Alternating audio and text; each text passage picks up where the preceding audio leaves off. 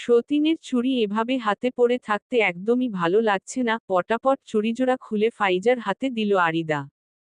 ফাইজা হাতে নিয়ে আরিদার মলিন মুখটার দিকে তাকালো, তারপর ফিরিয়ে দিতে চেয়ে বলল, আমি কি করুম এইগুলা দিয়া? আপনার মন চাইলে পইরা রাখেন। আরিদা আস্তে করে বলল, রাইখা দেও, পরে নিমুনে। চা বওয়াইয়া আইসি, রাহাতকে নিয়া যাই, তুমি ঘুমাইলে একটু ঘুমাও। ফাইজা কিছু বলল না, চুড়িগুলো তার হাতেই রইল। ফাইজা যে শিরিনের জিনিস আরিদার কাছে দেখতে চায় না সেই বিষয়ে ভালোই ধারণা পেয়ে গেছে আরিদা। না হলে এমন ব্যবহার কে করত? তাকে এটা সম্পর্কে না বললেও খুব ক্ষতি হতো না। তারা মা বেটি কি আগের বউয়ের জায়গা কাউকে দিবে না বলে এমন করছে? এটা তো করলে করার ছিল তার স্বামীর, অনেক বছরের সংসারে মাটান থেকে করতেই পারত, কিন্তু বেচারা তো তার জন্য উদ্গ্রীব হয়ে আছে। এদিকে তারা তাদেরকে সামনাসামনিই হতে দিচ্ছে না। আরিদা রাহাতকে নিয়ে গিয়ে ফ্লোরে খেলনা দিয়ে বসিয়ে চা ঢালল, ট্রেতে করে দ্রুত তার শাশুড়ির রুমে গেল। রাহাতকে একা রাখা যাবে না, ব্যথা পেতে পারে, আবার এক হাতে ট্রে আর অন্য হাতে রাহাতকেও নেওয়া যাবে না, ব্যাপারটা রিস্কি। রুমে গিয়ে চা দেওয়ার পর তার শাশুড়ি বলল, ওয়ারড্রোবের উপরে থেইকা বিস্কুটের বয়ামটা দেও। আরিদা চা দিয়ে তাড়াতাড়ি চলে যাওয়ার জন্য পা বাড়াচ্ছিল, এর মধ্যে আবার বিষয় না, সময় লাগবে না এই চিন্তায় সে দ্রুততার সহিত বয়ামটা এনে শাশুড়ির হাতে দিল। তার শাশুড়ি হাতে নিয়েই বলল, দাঁড়াও, আবার নিয়া রাইখা দিও। আরিদা দাঁত চেপে আছে, অস্থির লাগছে।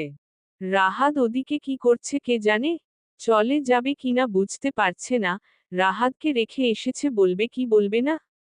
কিন্তু এই তো শেষ, চলে যেতে পারবে। বিস্কিট রাখার পর আরিদা এক প্রকার টান দিয়ে বয়ামটা নিয়ে ওয়ারড্রোবের উপর রাখতে যাবে, তখনই শুনল রাহাত জোরে চিৎকার করে উঠেছে। যা ভয় পেয়েছিল তাই হয়েছে। আরিদা দৌড়ে বের হয়ে গেল, ওপাশ থেকে আরও একজন ছুটে এসেছে। আরিদা কোলে নেওয়ার আগেই বিশালদেহী একজন রাহাতকে কোলে নিয়ে উঠে দাঁড়িয়েছে। বাবা, কিচ্ছু হয়নি, কিচ্ছু হয়নি বলে জপ করছে। আরিদা তাকিয়ে আছে। কাঁচা পাকা মিলিয়ে চুল, হালকা ভাঁজ পড়ে যাওয়া চোখ, মুখ ভর্তি খোঁচা খোঁচা দাড়ি। 40+ বয়সী কোনো পুরুষও এত সুদর্শন হয়? এটা তার স্বামী? চিন্তা করতেই রোমাঞ্চকর অনুভূতি হলো। তবে মুহূর্তেই সেই রোমাঞ্চকর অনুভূতি রূপ নিল তিক্ত ঝাঝালো অনুভূতিতে, কারণ তার শাশুড়ির পেছনে থেকে বলছে, কেমন আত্মাটা তোমার, নয়া নয়া বউন শিখছে, ওরে একলা রাইখা কেমনে গেলাগা? আরিদার পাল্টা জবাব দেওয়ার ইচ্ছে করছে, উনি এত ফরমাস না দিলে তো এটা হতো না। সে তো কতটুকু সময়ের মধ্যে তার ফিরে আসা উচিত তা স্থির করেই গিয়েছিল, উনিই তো বাড়াবাড়ি করেছেন। কিন্তু কিছু বলল না, ভেতরেই সব হজম করল। তবে রাশেদ হাসিমুখে বলল, থাইমা গেছে আম্মা, অল্প ব্যথা পাইছে, এই সময় বাচ্চারা একটু আকটু ব্যথা পাইয়াই থাকে। গম্ভীর কণ্ঠে জবাব দিলেন, হুম, তাও সাবধানে থাকতে অইব, রান্নাবাড়ায় ঝামেলা হইলে আমি করুম, কিন্তু বাচ্চাগুলির অযত্ন যেন না হয়। আরিদা মাথা নাড়ল। নিশ্চুপ আরিদার দিকে রাশেদ অনেকক্ষণ ধরেই তাকিয়ে আছে। বাচ্চাকে কোলে নিয়ে মার কথাকে কেন্দ্র করে আরিদাকে এই মনে হয় প্রথম বউ হিসেবে ভালো করে দেখছে। আরিদা তার আগের বউ শিরিনের মতো ফর্সা নয়, সে শ্যামবর্ণের সাদামাটা একটা মেয়ে।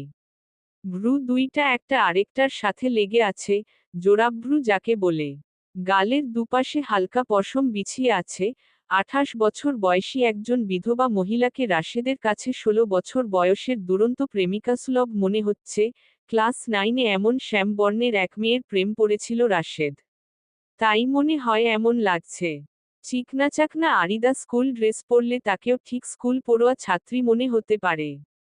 কি যেন ভাবছে সে আবোলতাবোল। যখন খেয়ালে এলো দেখল সামনে কেউই নেই, তার মা আর বউ দুজনেই ইতোমধ্যে চলে গেছে। কখন চলে গেল টেরই পেল না। স্কুলের সেই মেয়ের পেছনে পেছনে গিয়ে মেয়ের ভাইয়ের হাতে মার খেয়েছিল, এখন তার বউয়ের পেছনে ছুটতে গিয়ে মার কাছে নাস্তানাবুদ হচ্ছে। শ্যামলা মেয়েদেরকে কি সহজে পাওয়া যায় না নাকি? রাহাতকে কোলে নিয়ে ঘরে গেল। তিনজন এখনো ঘুমুচ্ছে। রাশেদ রাহাতকে বিছানায় বসিয়ে তিনজনের মাথায় একে একে হাত বুলিয়ে দিল। আন্ডারস্কোর রাত 11টা। আরিদা রাহাতকে ঘুম পাড়িয়ে চুপচাপ ডাইনিং টেবিলে বসে রইল। সবাই ঘুমিয়ে পড়েছে।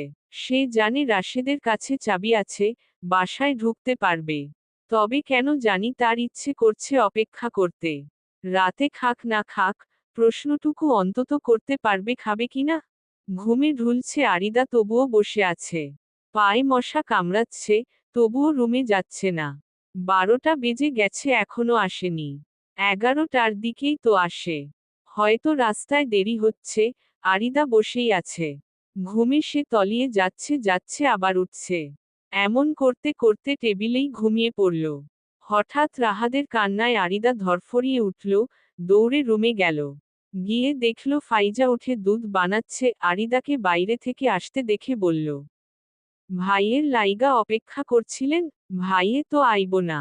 আরিদা থতমত করে বলল, অপেক্ষা না, আসলে ওই। আচ্ছা আইব না কেন? ফাইজা না শোনার ভান করে রাহাতকে দুধ খাওয়াতে লাগল। আরিদা আবারও প্রশ্ন করল, আজকে কাজ বেশি নাকি?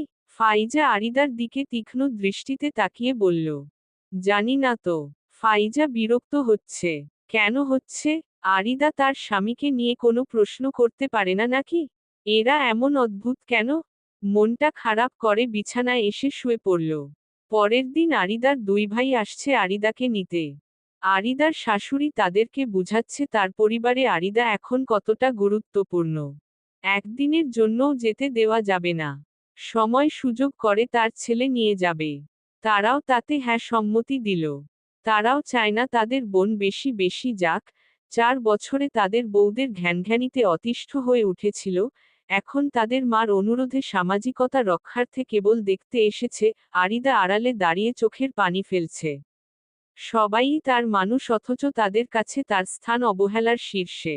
ভেবেছিল কোনো রকম বিয়ে হয়ে গেলে বোধহয় একটু এস্বস্তি পাবে, কিন্তু এখানেও স্বস্তির স নেই।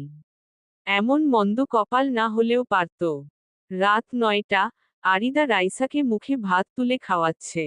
তখন দরজায় কড়া নাড়তে লাগলো কেউ।